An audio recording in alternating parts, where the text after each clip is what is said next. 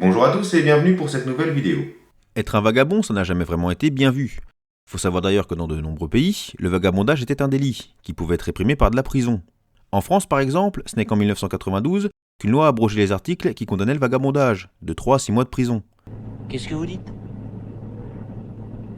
Je me demande pourquoi vous me cherchez, Joseph. D'abord, c'est pas vous qui posez les questions par ici, c'est moi. C'est compris? Ensuite, on veut pas de types comme vous dans cette ville. Des vagabonds. Parce qu'on en a déjà toute une bande de types comme vous dans cette ville. Voilà pourquoi. Cependant, les vagabonds n'étaient pas toujours mal vus, même si c'était assez rare. Aujourd'hui, je vais vous parler d'un homme qui a erré dans le nord-est des États-Unis pendant la deuxième partie du 19e siècle. Et de nos jours, beaucoup de gens se passionnent encore pour son histoire. D'ailleurs, on peut trouver certains articles qui dévient un peu dans l'irrationnel à son sujet. Bref, je vais vous raconter l'histoire d'un des vagabonds les plus connus au monde. Le Laserman. A tout de suite.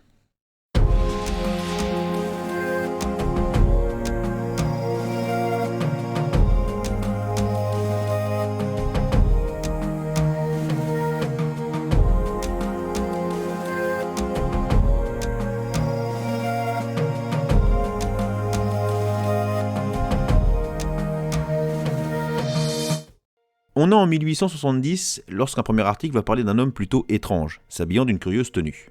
Ça pour le coup, c'est sûr que c'est pas le genre de tenue que tu mets pour aller en boîte.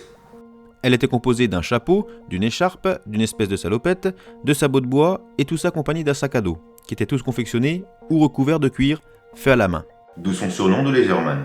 C'est vers 1860 que le Laserman a commencé ses petits voyages au nord-est des États-Unis, Nouvelle-Angleterre, Connecticut et État de New York.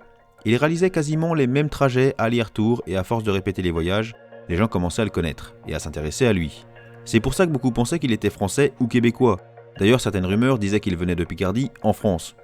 Et quand il discutait avec quelqu'un, pour se faire comprendre, il grognait ou faisait des gestes.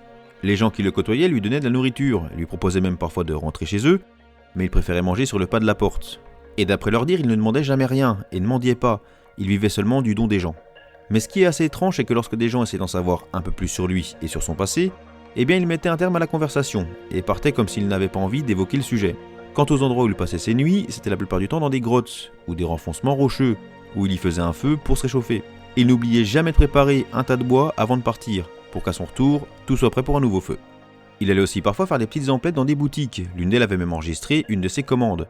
On y retrouvait du pain, des biscuits, une tarte, une boîte de sardines, 2 litres de café, du cognac et une bouteille de bière.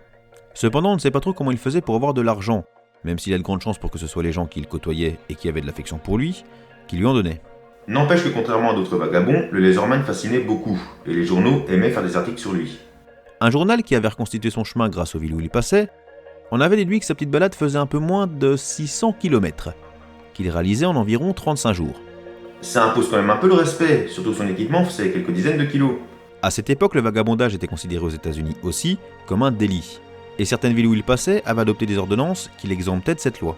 Je sais pas trop comment les autres vagabonds ont pris cette nouvelle, mais à mon avis, ça a pas dû leur faire plaisir. Dans les dernières années de sa vie, il va malheureusement être contraint à réduire ses trajets, qui se limiteront désormais au Connecticut et à l'État de New York, car il est touché par la maladie, et plus précisément un cancer de la bouche. Ce qui ne l'empêchait pas tout de même de faire un petit trajet de 400 km. Commencez pas à me casser les couilles, d'accord? Parce que là, on a fait que 16 km. J'avais jamais marché autant, ni rien du tout. Personnellement, je croyais pas que j'en étais capable de marcher autant. Mais en 1888, il va être hospitalisé de force, car comme vous pouvez vous en douter, rester cloîtré dans un bâtiment, c'était pas vraiment son truc. Cependant, ayant de l'argent venant d'on ne sait où et aimant trop la liberté, on le laissera partir. Mais malheureusement, c'est un an plus tard qu'on retrouvera son corps, à côté de toutes ses affaires, dans une petite grotte, proche de la ville d'Ossining. Étant atteint d'un cancer et ne recevant absolument aucun soin, il y avait peu de chances pour qu'il vive encore des années et des années. Son corps et ses affaires feront l'objet d'un examen minutieux. Et d'ailleurs, on trouvera dans ses affaires un livre de prière en français. Sa dépouille sera ensuite enterrée au cimetière de Sparta, situé au sud d'Ossining. Et il sera inscrit sur sa tombe, lieu de repos final de Jules Bourglet, de Lyon en France, le Laserman. Et là, vous devez vous demander si je vous raconte pas n'importe quoi, puisque tout à l'heure je vous expliquais qu'on ne connaissait rien de son passé. En fait, le nom de Jules Bourglet était apparu dans certains articles de l'époque, dont ne sait où, et le problème c'est que personne n'avait les sources. Rappelez-vous qu'une autre rumeur disait aussi qu'il était de Picardie. Après vérification, d'après son certificat de décès, son identité reste inconnue. Mais c'est en 2011 que l'histoire va prendre une légère tournure surnaturelle, pour les adeptes du genre. Sa tombe étant située trop proche de la route, il avait décidé de la déplacer, et on va en profiter pour exhumer ses restes. Sauf qu'en fait, on ne va rien retrouver du tout, mis à part les clous du cercueil. Même s'il existe beaucoup d'explications possibles, certaines personnes préféreront se tourner du côté de l'étrange. Et désormais, il ne reste plus qu'un gros rocher dans le cimetière, avec une plaque où est inscrit le Laserman. De nos jours encore, son histoire fascine, et certains vont même jusqu'à tenter de refaire son parcours, ou encore se prendre en photo devant la grotte où Laserman a rendu son dernier soupir. J'ai même trouvé sur YouTube un espèce de petit film horrifique sur le Laserman, avec un jeu d'acteur extraordinaire. Un extrait tout de suite.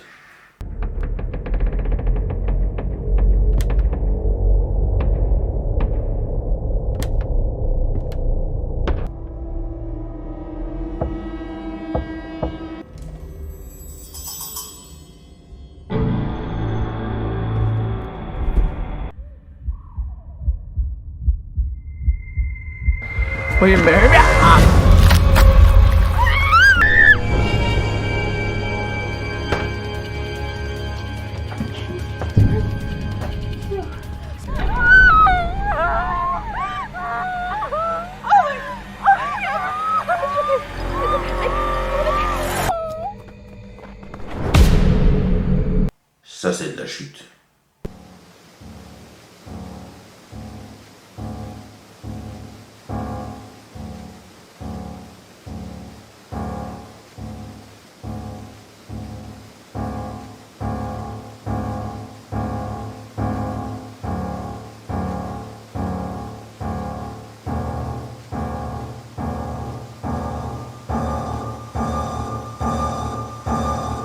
Et vous en pensez quoi? Un simple homme qui avait choisi une vie de nomade ou un être proche de l'étrange?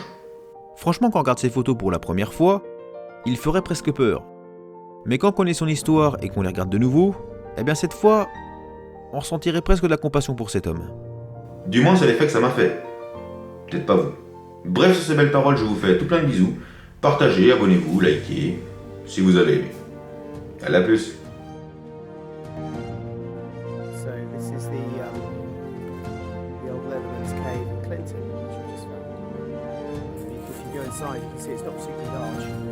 I have to duck massively and crawl to get in. But with this room, you can see there's room to stand up. There's a crack right at the back.